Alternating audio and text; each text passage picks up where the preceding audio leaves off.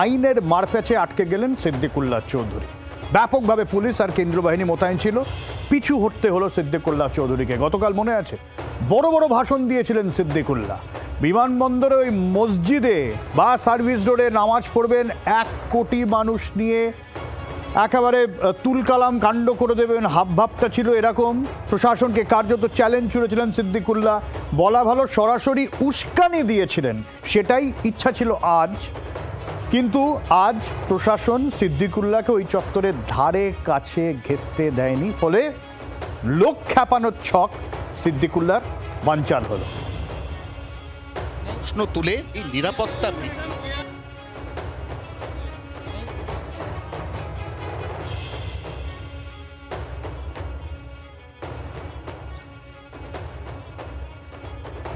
জায়গায় জায়গায় তো বিক্ষোভ করবেন বলেছিলেন। আমরা বলিনি মিথ্যা কথা, তোমরা বলেছিলে বেঈমান। আর সাংবাদিক বৈঠক করেছিলেন তো আপনি। আমি বলিনি কথা। তাহলে পিছু হচ্ছেন আপনারা, ওসব কর্মসূচি থেকে পিছু হচ্ছে, কর্মসূচি থেকে যাও তুমি।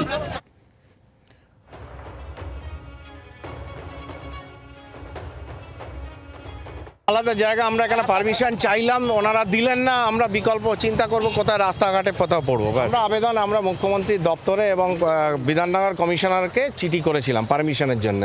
সিপি বললেন, এই আইসি বললেন ওনার কাছে কোনো পারমিশন আসেনি। সে আমরা তাহলে পড়বো না রাস্তাতে, দেখি আমরা কোথায় পড়তে পারি, আমরা আলোচনা করি। পুলিশ বললো ওনার কাছে অর্ডার আসেনি। আবেদন করেছিলাম যে আমাদের যেহেতু মসজিদে যেতে পারছি না, আমরা সার্ভিস রোডে আমাদেরকে অনুমতি দেওয়া হোক। আমাদের পাড়ায় যত লোক আছে 200-250 লোক আছে। এই যে শেষ যে বক্তব্যটা শুনলেন, সিদ্দিকুল্লাহর ওই উস্কানিতে পা দিয়ে চলে এসেছিলেন সকালবেলা, তারপর তো ওই কাজটা করা হলো না, যখন তখন থমকে যেতে হলো। তবে সিদ্দিকুল্লাহর সাথে ওই এলাকায় 200-250 মানুষ কিন্তু এসেছিলেন। এবারে তারা কেন এসেছিলেন, কি তাদের উদ্দেশ্য ছিল, সেটা অবশ্যই তদন্ত সাপেক্ষ। কিন্তু প্রশ্ন উঠছে, এই যে সিদ্দিকুল্লাহ চৌধুরী গরম গরম ভাষণ দিয়ে উস্কানি দেওয়ার চেষ্টা করেছিলেন, এর বিরুদ্ধে কেন ব্যবস্থা নেওয়া হবে না? সিদ্দিকুল্লাহ চৌধুরীর বিরুদ্ধে আগেও উস্কানির অভিযোগ ছিল, আগেও বিষ ছড়ানোর অভিযোগ উঠেছিল। সেই সিদ্দিকুল্লাহ ক্ষমতা বদলের পরেও যে একই রকম রয়ে গিয়েছেন, সেটা হচ্ছে তার হাড়ে হাড়ে প্রমাণ গতকাল সিদ্দিকুল্লাহ দেখিয়েছেন। আর আজকেও সিদ্দিকুল্লাহ চৌধুরী একই কাজ করেছেন। ঝন্টু বড়াইক রাজনৈতিক বিশ্লেষক রয়েছেন আমাদের সঙ্গে এই মুহূর্তে। ঝন্টুবাবু, সিদ্দিকুল্লাহ চৌধুরী যে কাজটি করলেন, আবারও যে নজির আবারও তৈরি করলেন, ব্যর্থ হয়েছে যদিও, এর জন্য তাকে গ্রেফতার করা হবে না কেন? গুন্ডা দমন আইনেই তো সংস্থান রয়েছে। শুধু গুন্ডা দমন নয়, হেড স্পিচ দেওয়ার জন্য বিএনএস এর স্পষ্ট আইন আছে। এমনকি কম্পিটিটিভ কমিউনালিজমে চাষ করার জন্য এখানে কিন্তু আর্টিকেল 25 এবং 26 ধর্মের স্বাধীনতার অধিকারকে খর্ব করা, এটা তো স্পেসিফিক মামলা করা যায়।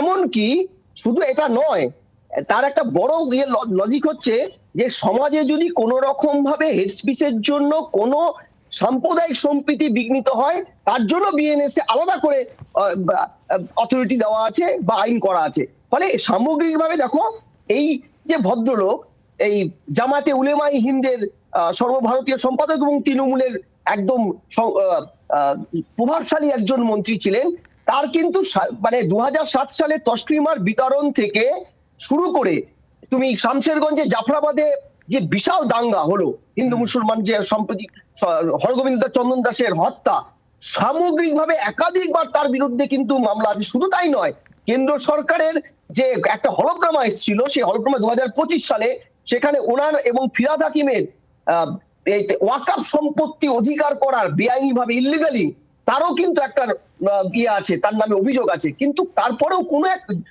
মানে অজুহাতে বা জাদু বলে তিনি কিন্তু বারবার বেঁচে যাচ্ছেন।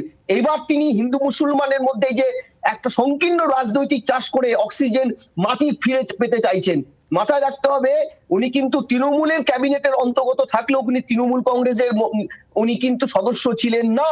উনি জামায়াতি উলেমায়ে হিন্দের কিন্তু সক্রিয় সদস্য এবং সর্বভারতীয় সম্পাদকও বটে। ফলে উনি কিন্তু স্বতন্ত্রভাবে আবার এই মুসলমানদের নিয়ে রাজনীতিটা করে আখিরে একদম একটা বড় ধরনের মুসলিম মানে কি বলে সংখ্যাগরিষ্ঠের জনমতের ভিত্তিতে মাটি ফিরে পেতে চাইছেন। একদমই, কিন্তু এটা ভালো যেটা হচ্ছে যে উস্কানিতে অনেকেই পা দেননি, ফলে আজকের এই পরিকল্পনা তার ব্যর্থ হয়েছে। অগ্নিমিত্রা পল এই নিয়ে কি বলেছেন শোনাই। সিদ্দিকুল্লাহ চৌধুরী, ফিরাদ হাকিম এবং টিএমসির বিভিন্ন নেতারা বিধানসভার মধ্যেও বারবার বলেছিলাম যে আজকে 5,000 কোটি টাকার যে বরাদ্দ মাদ্রাসার জন্য কোথায় যাচ্ছে টাকাগুলো হিসেব চেয়েছিলাম। অন্য ডিরেকশনে কথাবার্তা নিয়ে চলে যায়। বরাবরই উনি এইভাবে উস্কে বিষয় থেকে সরে যাওয়ার চেষ্টা করেছেন। উনি মুসলমানদের বলেছিলেন ওয়াকাফ আইন লাগু করা হবে না, আমি 5 মিনিটের মধ্যে স্তব্ধ করে দেবো কলকাতাকে। করতে পেরেছিলেন? পারেননি। সেই সময়কার মুখ্যমন্ত্রী লাগু করেছেন। পলিটিক্যাল এজেন্ডার জন্য মানুষকে উস্কে 15 বছর, যেভাবে 15 বছর নয় 50 বছর পিছিয়ে দিয়েছেন। কেন করছেন এগুলো? এবং আজকে যে পরিকল্পনা ছিল একেবারে রাস্তাঘাট আটকে একটা অশান্তির আবহ তৈরি করা, পরিবহন মন্ত্রী অর্জুন সিং কি বলছেন শুনবো। 1 কোটিতে কত শূন্য হয় সিদ্দিকুল্লাহকে জিজ্ঞেস করুন, বলতে পারবেন। দেশদ্রোহীদের জন্য ভারতবর্ষে কোনো জায়গা নেই। 1 কোটিতে কত শূন্য হয় সিদ্দিকুল্লাহকে জিজ্ঞেস করুন, বলতে পারবেন। দেশদ্রোহীদের জন্য ভারতবর্ষে কোনো জায়গা নেই। 1000ও তো জোগাড় করতে পারেননি সিদ্দিকুল্লাহ চৌধুরী, কিন্তু পরিকল্পনা ছিল তার ভয়ঙ্কর, সেটা কিন্তু ফাঁস হয়ে গিয়েছে। কি বলেছিলেন মুখ্যমন্ত্রী শুভেন্দু অধিকারী এই ইস্যুতে শোনাই আপনাদের আরেকবার। জাতীয় নিরাপত্তা, বিমানবন্দরের নিরাপত্তা অগ্রাধিকার পাবে। এটা আন্তর্জাতিক বিমানবন্দর, আমরা তো ধর্ম পালনে কাউকে বাধা দিইনি। তা বকরি ঈদও করেছেন, মহরমেও বেরিয়েছিলেন অস্ত্র বাড়িতে রেখে। ভদ্র থাকবেন, আইন মেনে চলবেন, ডিজে থেকে দূরে থাকবেন, নিজের ধর্ম নিজে পালন করবেন, অন্যর কানে গিয়ে ফুফু করার দরকার নেই।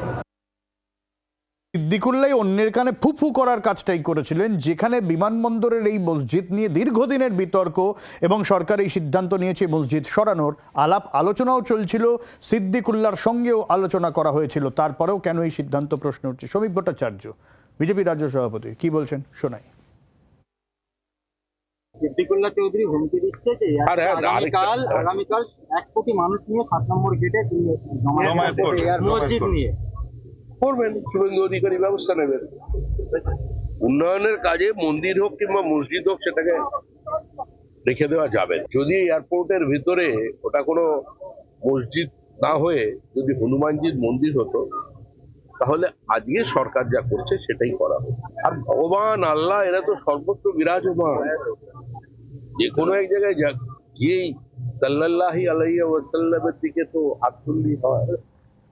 অর্থাৎ একদিকে যেমন উন্নয়নের কাজে বাধা দেওয়ার চেষ্টা, উস্কানির চেষ্টা, একগুচ্ছ অভিযোগ তো সামনে আসছে। আমরা প্রাক্তন পুলিশ কর্তা সত্যজিৎ বন্দ্যোপাধ্যায়ের সঙ্গে কথা বলেছিলাম, কি বললেন শোনাই। জাতীয় স্বার্থের জন্য মন্দির মসজিদের চেয়েও যা ছিল, ইউপিতে প্রচুর মন্দির মসজিদ সরানো হয়েছে, আমাদের গুজরাটেও প্রচুর মন্দির মসজিদ সরানো হয়েছে। এখানে মসজিদটার জন্য আলাদা জায়গা পশ্চিমবঙ্গ সরকার দেওয়ার কথা বলেছে। সেই জন্যই এই মসজিদটাকে সরানো দরকার সুরক্ষার জন্য। বাংলার আওয়াজ, বাঙালির আবেগ, জি 24 ঘন্টা।